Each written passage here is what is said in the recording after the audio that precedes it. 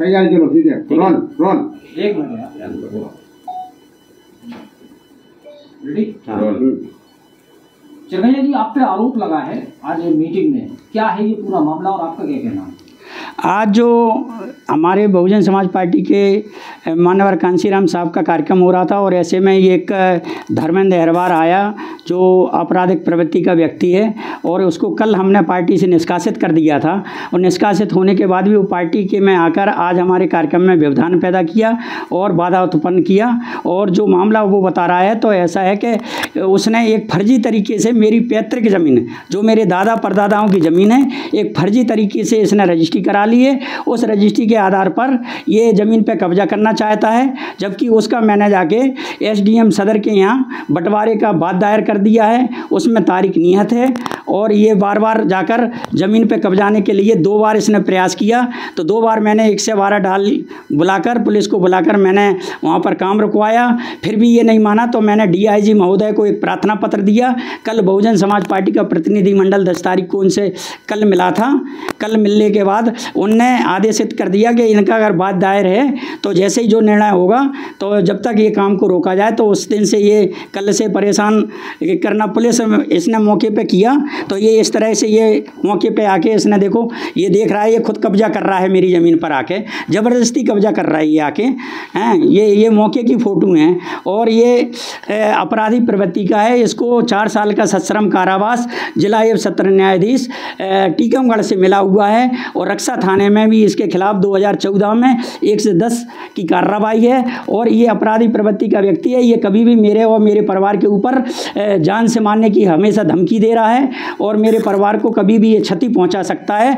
जबकि ये इस तरह के इसके कई मामले और रक्षा में हैं जो इसके न्यायालय में पेंडिंग है। और मेरा भी मामला जो न्यायालय में मैंने बात दायर कर रखा है, जहाँ बंटवारा हो जाएगा, जिसको जहाँ ज़मीन मिलेगी वो हमें स्वीकार है, लेकिन अभी तक कोई बंटवारा नहीं हुआ। उसकी तारीख 17 लगी है और इसको हमने कोई ज़मीन नहीं बेची। जो ज़मीन हमारे फादर ने 2005 में उसको एक प्रवीण को बेची थी, उस प्रवीण ने जाके वो डिसमिल में ज़मीन बेची थी और उसको जाके इनने रोड पे फर्जी तरीके से रोड पे रजिस्ट्री करके ये दर्शा रहे हैं और मेरी बेशकीमती करोड़ों की ज़मीन पर हथियाना चाहते हैं, जिससे ये उस पर बार बार कब्जा कर रहे हैं। और मेरी ज़मीन को जो एसडीएम कोर्ट में न्यायालय है स्टे हो जाएगी। स्टे होने के बाद जो भी होगा, मतलब न्यायालय का आदेश मेरे को मान्य है। एक ही दिन में 2 रजिस्ट्री का क्या मामला है? एक दिन में इसने 2 रजिस्ट्री स्टाम्प चोरी करने के लिए इसने 10 फुट की पहले उसी ज़मीन को 10 फुट की रजिस्ट्री कराई है और स्टाम्प बचाने के लिए फिर 90 फुट की रजिस्ट्री कराई है।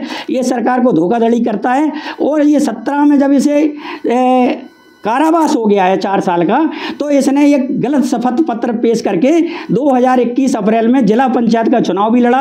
इसने शासन प्रशासन को धोखा देने का काम किया है, जबकि एक अपराधी प्रवृत्ति का व्यक्ति 4 साल की जिस पे सजा हो, ये इस मामले में इसे सजा हुई है।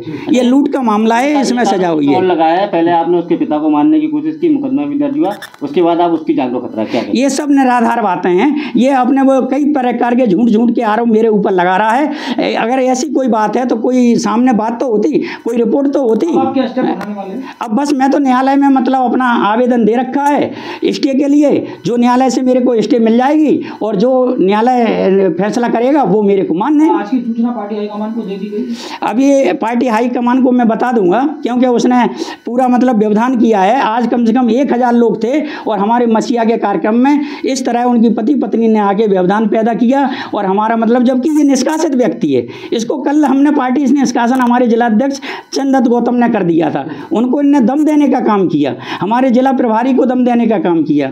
इस तरह का ये व्यक्ति है। तो मैं आप लोगों से कि हमें न्याय मिले और ऐसे व्यक्ति से मेरे और मेरे परिवार की सुरक्षा के लिए मैं शासन प्रशासन से मांग करता हूँ।